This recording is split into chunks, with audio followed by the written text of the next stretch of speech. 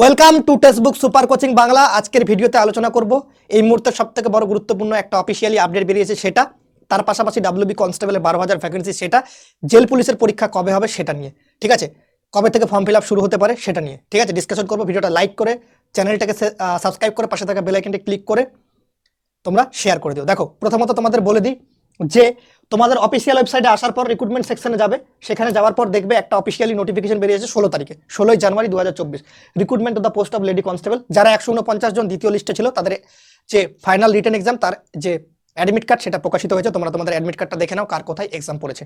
ওকে, দুটো জায়গায় সেন্টার করা হয়েছে, একটা নর্থ বেঙ্গলের ক্ষেত্রে শিলিগুড়ি সাইড, আর একটা সাউথ বেঙ্গলের ক্ষেত্রে তোমরা ভালো করে জানো ব্যারাকপুর সাইড, এই সাইডে, ঠিক আছে, south Bengal north Bengal, clear. আর তোমাদের সব থেকে যে ভাইরাল সেটা হচ্ছে 12,000 ভ্যাকেন্সি নিয়ে সেটা, আর তার পাশাপাশি জেল পুলিশ নিয়ে আমরা সেটা নিয়ে আলোচনা করব। ওয়েট করে যাও, একদম জেনুইন আপডেট দিব তোমাদের, একটু ওয়েট করে যাও। তোমাদের পুলিশের ক্ষেত্রে 12,000 ভ্যাকেন্সি তোমাদের বেরোচ্ছে, তোমাদের এখানে বলে দেওয়া হয়েছে, আর সেটাও তোমরা অলরেডি প্রমাণ পেয়ে গেছো এই যে 12,000 নিয়োগের ক্ষেত্রে, ঠিক আছে। এখানে পরিবর্তন হতে পারে, যে তোমাদের যে রিক্রুটমেন্ট রুলস সেটা চেঞ্জেস হতে পারে, সেই জন্যই তোমাদের রিক্রুটমেন্ট প্রসেসটা আসতে একটু দেরি হচ্ছে। লাস্ট ফাইনাল একটা কিছু হবে, তারপরে তোমাদের ভ্যাকেন্সিটা বেরোবে, এইটুকু খবর এসেছে। ভ্যাকেন্সি 200% বেরোবে, 100 না, তোমাদের আমি ভরসা দিচ্ছি 200% ভ্যাকেন্সি বেরোবে। শুধুমাত্র তোমাদের সিলেকশন নেওয়ার জন্য 2024-এ রেডি রাখতে হবে। সিলেকশনটাও তাড়াতাড়ি হবে। অনেকে তোমাদের ডিমোটিভেট করবে, বলবে যে তাড়াতাড়ি পুলিশের ভ্যাকেন্সি রিক্রুটমেন্ট হয় না, তো তাদের ক্ষেত্রে বলে দিই, কলকাতা পুলিশের ক্ষেত্রে সেটা করে দেখিয়ে দিয়েছে। এখানে বলা আছে কনস্টেবল পদে নিয়োগ দ্রুত করাতে চাইছে রাজ্য পুলিশ কর্তারা, সেটা প্রমাণ করে দেখিয়ে দিয়েছে কলকাতা পুলিশের ফাইনাল রেজাল্ট দিয়ে, 1 মাসের মধ্যে রেজাল্ট আউট, ঠিক আছে। তো তোমাদের এই ভ্যাকেন্সির রিক্রুটমেন্টটা এত ফাস্ট হবে না, তোমরা বুঝতে পারবে না।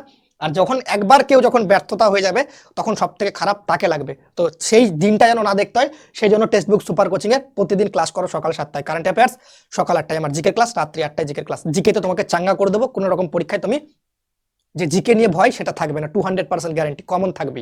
ওকে, আমি বলে রাখলাম ভিডিওতে অন স্ক্রিন। ওকে, আর একটা কথা বলে দিই, তোমাদের এখানে যেরকম যেরকম প্রসেস চলছিল, প্রিলিমস পরীক্ষা, দেন তারপর তোমাদের পাস করার পর পিইটি পিএমটি, তারপর তোমাদের মেন্স পরীক্ষা, তারপর তোমাদের ইন্টারভিউর পরীক্ষা, সেই প্রসেসগুলো তুলে দিয়ে আগের প্রসেস পুলিশ রিক্রুটমেন্ট বোর্ড নিয়ে আসতে পারে। সেটা হচ্ছে একটা পরীক্ষা এবং মাঠ করিয়ে কিন্তু তোমাদের ডাইরেক্টলি জয়েন করাতে পারে বা ইন্টারভিউ হতে পারে। এই তিনটা প্রসেসে প্রিলিমসটা আউট হয়ে যেতে পারে আগের মতো, ঠিক আছে। এটা নিয়ে একটা রিক্রুটমেন্ট রুলস মন্ত্রিসভা থেকেও সেটা পাস করে দিয়েছে, আশা করি তোমরা সেটা দেখে নিয়েছো। ওকে, পিছন দিকেও বলা আছে এটা পাস হয়ে গেছে অলরেডি, ঠিক আছে।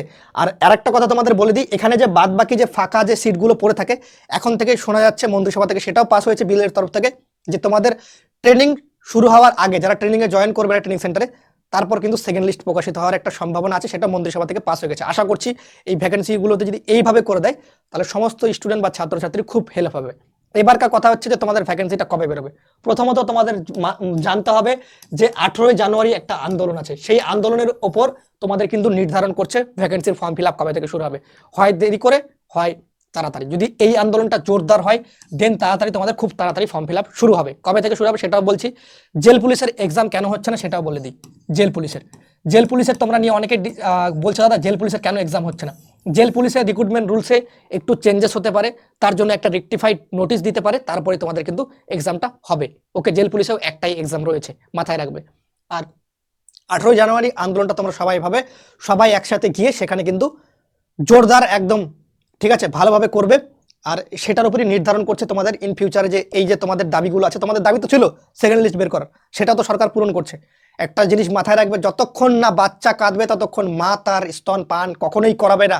তো সেখানে গিয়ে তোমাদের তোমরা এখন বাচ্চা রাজ্য সরকারের কাছে, সেখানে গিয়ে কাঁদতে হবে, তবেই অবশ্যই আমাদের রাজ্য সরকারের, ঠিক আছে, এখন যিনি আমাদের মা বলতে গেলে তিনি অবশ্যই আমাদের কথাটা শুনবে। আশা করি শুনেছে বলে সেকেন্ড লিস্টের কথাটা ওখানে বলেছে, আর ভ্যাকেন্সিগুলো বেরোবে, ঠিক আছে।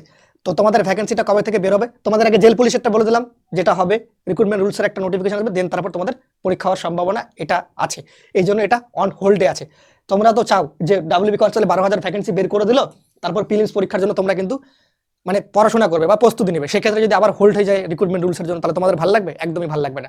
একদম ক্লিয়ার কাট নোটিফিকেশন বেরো, ক্লিয়ার কাট রিক্রুটমেন্ট হয়ে যাক, চাক্কাস চাক, একদম ট্রেনিং সেন্টার চলে যাবে, ট্রেনিং করবে, ঝামেলা খতম। ওকে, তো 18 জানুয়ারি তোমাদের দলে দলে যোগ দিয়ে আন্দোলনটা সম্পূর্ণ করতে হবে। তার পাশাপাশি তোমাদের বলে দিই, ফেব্রুয়ারির ফার্স্ট উইকে তোমাদের ফর্ম ফিল আপ হতে পারে, যদি তোমাদের এই আন্দোলনের উপর তোমরা একটা একটু ভালো এফেক্ট দিতে পারো। 18 জানুয়ারি মাথায় রাখবে, ফেব্রুয়ারি ফার্স্ট উইক থেকে একটা সম্ভাবনা আছে, মোস্ট প্রবাবলি সম্ভাবনা আছে ফেব্রুয়ারি ফার্স্ট উইক থেকে। তবে একটা কথা বলে দিই, তোমাদের ঠিক আছে, 22 থেকে 25শে জানুয়ারির মধ্যে আমি তোমাদের আপডেটটা দিয়ে দেবো যে কবে থেকে ফর্ম ফিল আপ হতে পারে।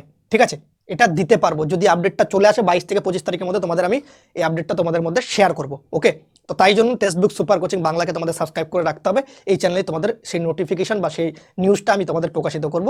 আর আশা করি তোমরা ভিডিওটা দেখে সম্পূর্ণ ক্লিয়ার কাট বুঝতে পেরেছো। যদি ভালো লেগে থাকে দেন লাইক করো, শেয়ার করো এবং বন্ধুদের মাঝে শেয়ার করে দিও। যারা চ্যানেলে প্রথম অবশ্যই সাবস্ক্রাইব করে দিও। এবার যদি তোমার লক্ষ্য থাকে, জীবনের লক্ষ্য 2024-এ আমি সিলেকশন পাবো, তাহলে সেই সমস্ত চাকরি প্রার্থীরা যাদের মধ্যে জোশ আছে, জজবা আছে, জুনুন আছে যে না আমাকে বাবা মাকে কিছু করে দেখাতে হবে, 2024 সালটা আমি বেকারত্ব কাটাবো না, সেক্ষেত্রে তারাই শুধু লিখবে নিচে দিকে দাদা হাউ ইজ দ্য জোশ।